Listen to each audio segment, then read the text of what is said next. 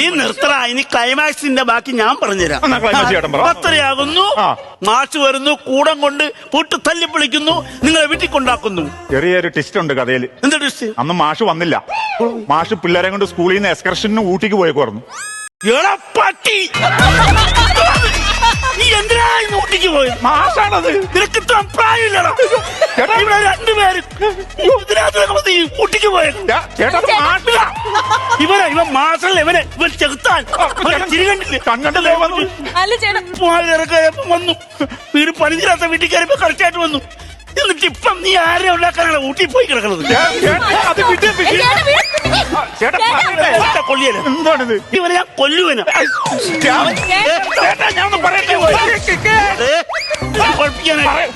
ചേട്ടാ പുള്ളിക്കൊരു അബദ്ധം പറ്റിയതാ. ഈ കഥയിൽ വിട്. അടുത്ത കഥ പറയുമ്പോ ഞാൻ പുള്ളിനെ ടൈമിങ് കൊണ്ടുവന്നാ പോരെ? എടാ തത്തേ,